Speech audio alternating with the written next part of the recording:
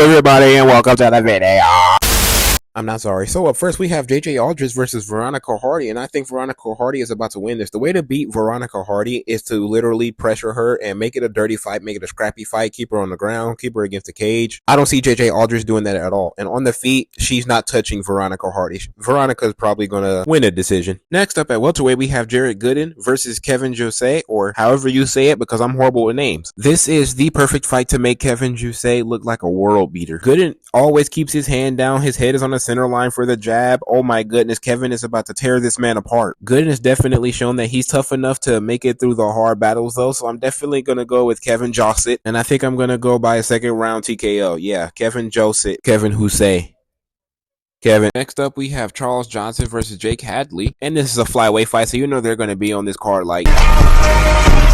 But with what I see with the odds, I actually am going to have Charles Johnson getting the upset here. Charles Johnson, his path to victory here is to take Jake Hadley down, gas him out for the first couple rounds, or honestly for just the first round, because he can definitely compete in the stand-up with Jake Hadley too. Charles Johnson is also not only the more experienced fighter, but he's also fought way harder competition. He got Muhammad Mokaev as his UFC debut. Ain't that crazy? And Mokaev didn't finish him. They went to decision. If you don't think that's crazy, out of 6 people in Muhammad Mokaev's UFC career so far, only 2 people have gone to decision with him. I have Charles Johnson by unanimous decision. Next up at welterweight, we have Billy Goff versus Trey Waters, and this is going to be a back and forth battle for sure. Billy likes to keep his hands up. Trey likes to keep his hands down. Both have very good jabs. I surprisingly am going to give Trey Waters the speed advantage here, and I haven't seen many fights to really know who has the power advantage. So let's break it down a little bit further. If they are at a distance, Trey Waters is going to win. Billy Goff cannot fight this man at a distance. He has to close the distance, pressure him, and really let loose if he can cut off the cage. Big key word there is if, but that's also where the takedowns will come in. Those takedowns will help him a lot of getting him against the cage and cutting it off and giving him the chance to go crazy on him. This is going to be a really entertaining fight, but I think I'm going to go with Trey Waters. I think Trey Waters can keep this at a distance, and he has the movement to keep Billy Goff off of him, and he has good takedown defense as well. We've also seen Trey Waters go all 3 rounds. I don't know about Billy Goff yet, so I have Trey Waters by a decision. Next up, we have Tabitha Ricci versus Tisha Pennington, and I have Tabitha Ricci. Next up, we have Terrence McKinney versus Esteban Ribovics, and I definitely have Terrence McKinney here. This is probably going to be a pretty quick fight, like most of Terrence McKinney's wins are. I don't know if the betting guys still look like that, but if they do, put some money on McKinney. I mentioned this in my video not too long ago, but this fight, Chase Hooper versus Borshchev, is either going to end fast or end fast. Borshchev on the feet, Chase Hooper on the ground. The problem is I don't see how Chase Hooper gets a takedown here. I see him failing at every single takedown, and Borshchev being at a distance, keeping his distance, entering and exiting on time when he needs to, and just piecing up Chase Hooper. And I've seen Chase Hooper get dropped and finished already in his UFC career. But that was at featherweight. This is at lightweight, where he seems a lot more tough, probably because he's not draining himself like he used to. It's still a difficult one. I really want Chase Hooper to win. My heart says Chase Hooper, but my mind says Borshchev in round 2 by TKO. I think the body shots from Borshchev is going to eat Chase Hooper alive. Next up, we got the big boys at heavyweight, Waldo Cortez Acosta versus Robelis Despain. Fun fact, Waldo Cortez Acosta, I know I don't need to say his full name, has only shot for 1 single takedown in his entire UFC career. He cannot be doing that against Robelis Despain. I have Robelis in round 1 by knockout. Next up at featherweight, we have Alex Caceres versus Sean Woodson. Probably going to be the funniest looking fight on the card due to the sizes and body types of these 2 people. Sean Woodson having a reach advantage and height advantage over basically everybody in this division because of his body type, which is going to make it pretty hard for anyone to beat him. The best ways I've seen to beat him is to throw spinning stuff, have the power, or take him down. But that's a lot easier said than done due to how defensively sound Sean Woodson is. If anybody can pull off the spinning attacks, though, it is Alex Caceres himself, but he doesn't really have the power to put Sean Woodson down. I don't think his ground game is really going to come into play here because Sean Woodson has been getting better at his takedown defense. I got Sean Woodson winning here, probably by a 3rd round TKO. Actually, I think 3rd round is a little too long. 2nd round TKO. Next up at lightweight, we have Diego Ferreira versus Mateusz Rebecki. Gillespie. I know I said that wrong. But either way, Mateus is going to win this due to one thing, his takedowns. The best way to beat Diego Ferreira is to take him down, and his last 3 losses was Gregor Gillespie, Mateusz Gamrot, and Beneil Dariush. And just with those 3 names, I'm sure you already know how he lost to almost all of them. I got Mateusz by first round submission. Next up at light heavyweight, we have Alonzo Menifield versus Carlos Ulberg, and I don't like trying to predict this fight at all, simply because Alonzo Menifield, we saw against Dustin Jacoby, he was basically losing every single round up until a knockdown. That's going to be the exact same story of this fight. Can Carlos Ulberg beat him up and avoid getting knocked down? I'm going to say yeah, and I have Carlos Ulberg winning by decision, but I will not be surprised if Alonzo Menifield knocks this man smooth out. Next up at welterweight, we have Joaquin Buckley versus Nursultan Ruziboev, and I'm a little confused on how Ruziboev is even going to make welterweight. Like, the dude is a behemoth at middleweight. How is he going to make welterweight? I don't know, but if he makes it, he makes it, and then it's skill for skill, and I don't know who's going to win. A lot of people are high on Joaquin Buckley right now, but he beat Vicente Luque, where Vicente Luque basically was just like, yeah, just take the win. I'm not really wanting to be here. And that's really what gave Buckley the win, but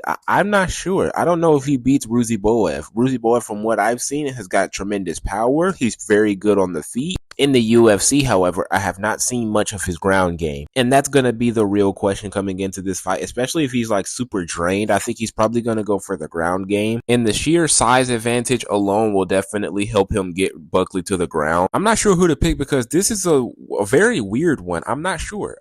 Like, this doesn't even do anything for Buckley if he wins. It doesn't put him up in the rankings. It doesn't do anything, but he really wanted a fight and he got one. I guess, honestly, I could really see problems on the scale with Ruziboev, so I'm going to go with Buckley here. He seems to be very ecstatic about it. If you watched his Instagram or Twitter or whatever you're on, he's been training with very tall people to get a feel on how to beat someone like this, and I think he can get it done. I'll have Buckley by decision. Derek Lewis by first round stiffening.